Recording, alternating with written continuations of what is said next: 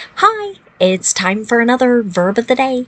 Today's verb is ghostwrite, and this verb was suggested by the viewer Luis. Luis, thank you so much for this suggestion. Now let's take a moment and review the definition of this verb. The verb ghostwrite really just has one meaning, and that is to write material for someone else, and that other person is the named author. They're not the person who actually did the writing, but they are the one who is given credit. So this verb has been around for around 100 years, even though this particular action has existed for a much longer period of time. For now, you should know that ghostwrite is an irregular verb. If you want to make the progressive form of this verb, we're going to drop the E on the end before we add ing. That forms ghostwriting. The past tense and the participle form of our verb are going to have spelling changes. In the past tense form, we're going to change the I to an O, and it will become ghost wrote. The participle form is going to double the T and then have an EN ending, and we would pronounce that ghost written. So our pattern here on the verb follows the same pattern as the verb write. Now, some people might be asking, why does this happen? Well, sometimes a particular person is maybe more famous, more well-known, but maybe not the strongest of authors or writers. So getting that extra help to produce something could be one of the motivators as to why this particular action occurs.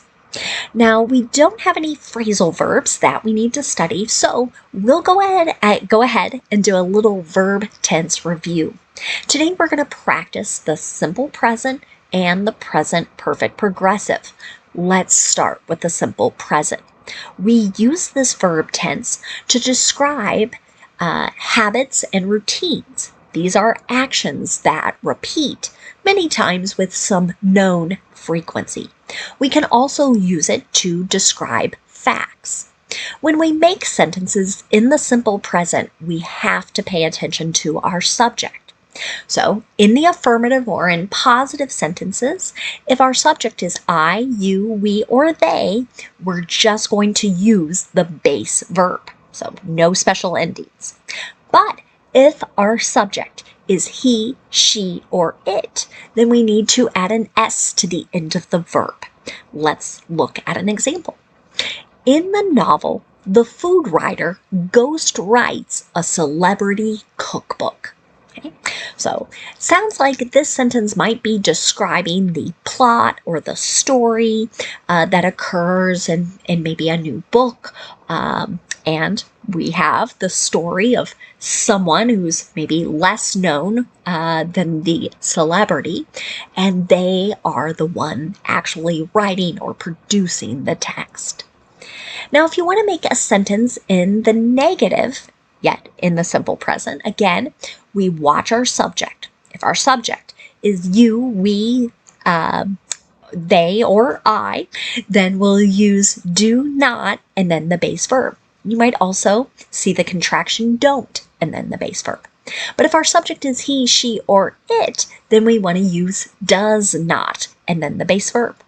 Notice I'm not adding an S to the end of the verb here in the negative. Let's look at another example. We don't ghostwrite articles or reports for government agencies, institutions, or businesses that we cover or are likely to cover.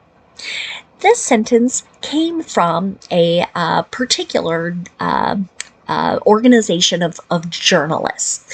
And this was, I think, meant to be a factual statement. It is their sort of commitment that they make in order to be independent and to be able to write in that way. They were kind of making this promise, right? We're not going to ghostwrite for others and then Usually you get paid quite well for that.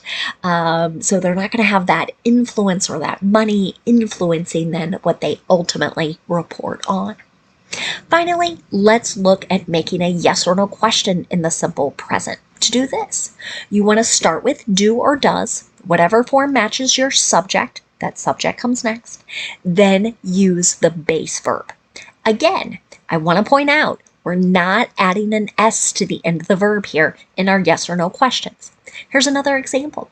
Does he ghostwrite for others? Right? So here maybe we're asking about someone's habit or their routine. Now let's move on and talk about the present perfect progressive. We can use this verb tense to describe an action that started in the past, continues into the present, and may even continue into the future. Many times, the focus of the present perfect progressive is to stress how long a particular action has been ongoing. This is yet another verb tense where we need to pay attention to our subject. And that's because we'll be using a present form of have in this verb tense. So if my subject happens to be I, you, we, or they, I'm going to use have. Then I'm going to use the participle been, B-E-E-N, and then the ing form of the verb. What you should notice here is that we have three forms or three parts to make our verb. And I always like pointing out to my students, notice present perfect progressive has 3-letter P's. So that can help you connect or remember you will also need 3 parts to make the verb. Now, if your subject happens to be he, she, or it, then we would use has, then the participle been, and then the ing form of the verb. You can see that in my example sentence here. For 26 years, Andrew Niederman has been ghostwriting for Virginia Andrews. Right? So there's a great example of that starting in the past, continuing into the present with a focus on how long an action has been ongoing. Now, let's move on and make a sentence in the present perfect progressive, but in the negative. Again, we still need to pay attention to our subject.